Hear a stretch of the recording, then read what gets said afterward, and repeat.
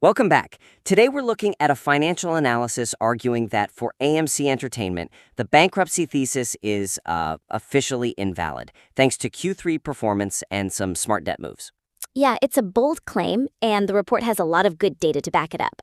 But when you're trying to definitively kill a narrative like that, your argument has to be completely airtight. Every potential attack vector has to be sealed off. Exactly. And that brings us right to our first point. Okay, so the report points to the December 10th shareholder vote, the one to increase authorized shares.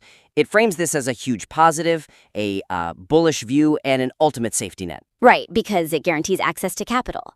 And that makes sense. But to make this a truly robust solvency analysis, the discussion of that vote has to proactively address the massive counterargument, which is, of course, potential share dilution. The elephant in the room. It really is. I mean, the analysis right now only talks about the upside. The poison pill against bankruptcy. It completely sidesteps the number one fear that the market has about this. Which is that their existing shares will be worth less, especially, with the stock at $2 and change. That's a very immediate, very tangible fear for any current investor. Precisely. And that's the weakness here. By ignoring that fear, the analysis risks creating a sort of credibility gap. A skeptical person might think the report is either naive or, worse, being intentionally misleading. So you lose their trust right before you get to your main points. You've got it. The goal isn't just to be right. It's to show that you've considered all the angles. You have to preempt that skepticism. So how do you do that? How do you acknowledge the downside without weakening the overall thesis that this is a good thing for solvency? The fix is actually pretty straightforward. You'll introduce the downside explicitly before you present your strategic counterargument. You lead with the market's fear. So you show them you understand their concern. Yes. It demonstrates intellectual honesty. You're showing that the analysis considered all facets of this catalyst and still came to a bullish conclusion on solvency. I like that. It's about sequencing the argument to build trust. So what would that look like in practice? Well, for a concrete example, you could add a news section headline, something direct, like addressing the dilution headwind, or maybe valuation risk versus existential risk. Okay. Then you state it plainly. You say something like, while granting this authority could create near-term pressure on the share price due to dilution risk, and then you deliver the punch. The guaranteed liquidity it provides fundamentally removes the zero downside scenario, which is a far greater long-term benefit. Exactly that. You pivot from the short-term valuation risk to the long-term existential certainty. That makes the whole argument much more powerful and, frankly, more defensible. Yeah, that's a much stronger way to frame it. Okay, so speaking of neutralizing fears, let's talk about that big, scary net loss figure from the Q3 report. A perfect transition, because it's the same principle. You have to explain away the scary numbers to prove the underlying stability. Right. So the report highlights the good stuff. $1.3 billion in revenue, a really strong $122 million in adjusted EBITDA.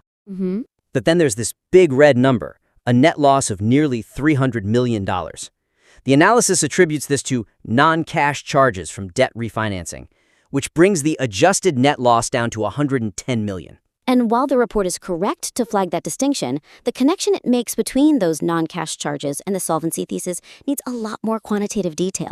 What's the weakness there? The weakness is that it's asking the person reading this to just take a huge leap of faith. It's basically saying, trust us, this massive loss doesn't matter. Yeah, you can't just assert that. Not in a high-stakes analysis, no. You're creating homework for your audience. The write-off is about $188 million of that difference. You have to show exactly where that number came from, not just state that it exists. Okay, and just to be super clear here, this is a paper loss, right? It's an accounting rule. It didn't actually impact their cash for the quarter. 100%. It's purely an accounting function, and that's the entire point. Solvency is about cash flow and liquidity. Right. So the reader needs proof, not just an assertion, that $188 million of this reported loss is actually a consequence of a successful financial maneuver. That's the key. You have to show this loss is actually a sign of an achievement. Yes. So the suggestion for improvement is to clearly delineate the source and the nature of that non-cash charge. Connect it directly to that July 2025 refinancing. Show the plumbing. Show the plumbing. Show exactly how pushing over $2 billion in debt maturities out to 2029 and 2030 created this specific non-cash expense on the income statement. I think that's where the analysis can gain so much authority.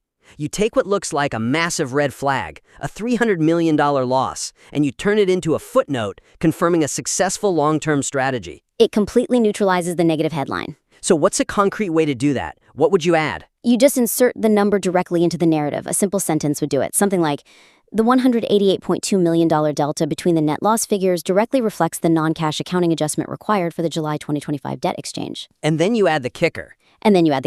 Confirming this loss does not impact operational cash flow and is a result of strengthening the balance sheet. You quantify it, you link it, and you neutralize it.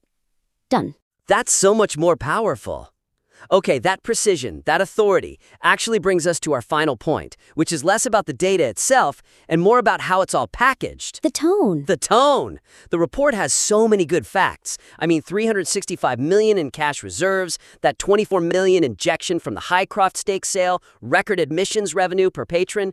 The evidence is there. The foundation is rock solid. The data is strong. However, the report's persuasive efficacy is really hampered by a tone that leans more toward, let's say, high-energy market promotion instead of objective financial commentary. Okay, give me an example. Well, you see phrases like, the bankruptcy narrative for AMC is dead, or it refers to the company stacking cash and building a war chest. Right, very informal. It's very informal, and it introduces subjectivity where you really don't need it. In a serious financial analysis, that kind of stylistic choice can actually undermine the authority that the hard data provides. I see the point. But here's a question.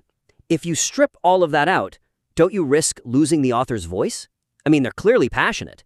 Isn't there a middle ground between the narrative is dead and, super dry, sterile financial text? That's always the tension, isn't it? But I'd argue that in a formal solvency analysis, the voice you want is the voice of objective authority. The punch shouldn't come from an exclamation point. It should come from the data itself. It has to. The fact that they hit positive adjusted EBITDA of over $122 million, while the entire industry box office was down 11%, that fact is more powerful than any adjective you could possibly use. So the hype actually gets in the way of the facts. It introduces noise. It can make a sophisticated reader question the objectivity of the whole piece. The argument is strong enough to stand on its own. So the suggestion here is pretty clear. It's very simple. Just maintain a consistent, objective voice throughout the report. Let the core metrics do the talking. You can save the really confident conclusions for the summary after you've already laid out all the evidence. So replace emotion with declarative analysis? Exactly. For concrete examples, just swap out those aggressive phrases. Instead of stop listening to the fearmongers, which is adversarial, you could say something like, analysis of Q3 2025 figures demonstrates a stabilization of the balance sheet. Perfect. Or instead of a market call like, this thing rips back to 450, replace it with a focused discussion on how improved operational metrics and debt restructuring influence the company's implied enterprise value. Keep it purely on the fundamentals. Purely on fundamentals and valuation. It's about letting the data make the case for you. These adjustments really feel crucial. They take what is already a very well-researched piece and elevate it. It goes from being persuasive commentary to indispensable analysis.